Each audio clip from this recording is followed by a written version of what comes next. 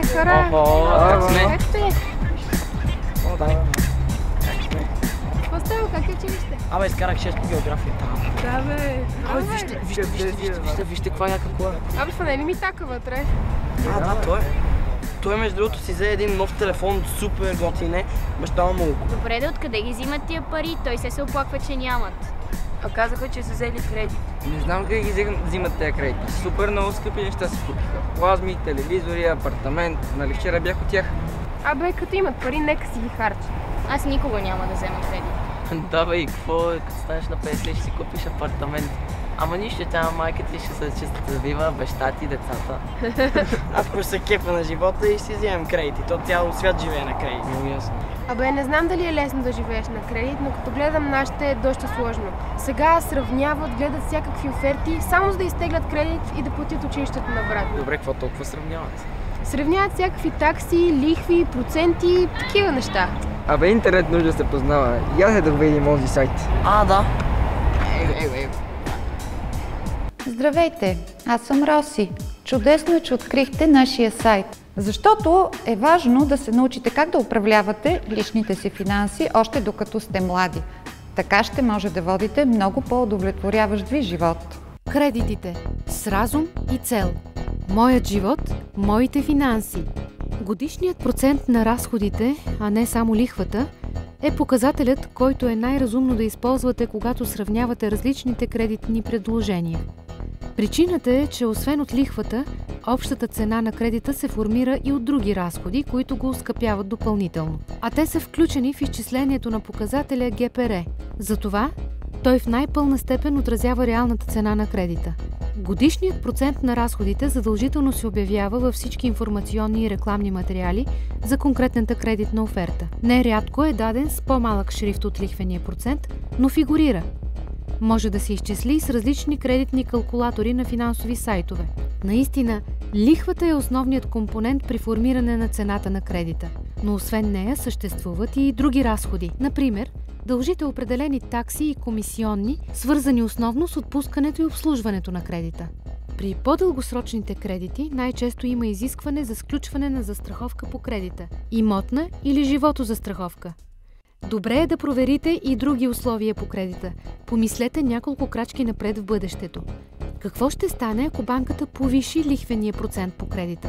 Нали лихвата е основната част от разходите по него? Трябва да знаете повече за това как се формира, кога банката има право да го променя. Помислете и за други възможни сценарии. Ако имате финансови проблеми и забавите вноските, тогава се начисляват наказателни лихви. Но колко високи са те? Кога започват да се начисляват? Или пък искате предсрочно да погасите заема си? Тогава трябва да знаете при какви условия можете да го направите. Действително, въпросът дали можем да си позволим да вземем кредит е основен. Когато избирате, трябва да поискате да ви предоставят нужната преддоговорна информация. Към нея е включен и погасителен план на кредита. Той съдържа данни за общата дължима сума, размера на месечните вноски, срокове за плащане и друга важна за вас информация. За да разберете дали може да си позволите да вземете определен кредит, трябва да сте наясно колко пари ви остават на месец, след като платите всичките си задължения и покриете поне минималните си разходи за живот. Тази останала сума сравнете с размера на месечната вноска. Ясно е, че вноската трябва да е по-малка от остатъчния ви доход. Важно е да си оставите финансов буфер, защото е възможно размерът на вноската да се повиши, примерно в резултат на повишение на лихвения процент. Златно правило е месечните вноски по всички кредити да не надвишават 45% от дохода, който получавате. Има варианти да адаптирате размера на вноската, така че да отговаря на финансовите ви възможности. Например, да намалите сумата, която заемате. Друг вариант е да удължите срока на кредита.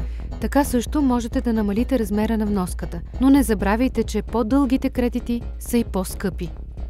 За какво ми трябва кредитът? Какво искам да направя, да постигна с взетите на заем пари? Това са първите въпроси, които трябва да си зададете. Много преди да започнете да проучвате оферти, да правите сравнения. Отговорете си каква полза ще имате от стоките или услугите, платени с взетите на заем пари. До каква степен тези неща са насъщни и необходими или са за да осигурят показност и скъпо струващ лукс, който в последствие трябва да се изплаща.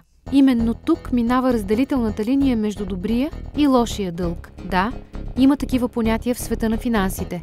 Добрия дълг закупувате стоки или услуги, които в бъдеще ще ви носят приходи или ще ви спестяват разходи или време.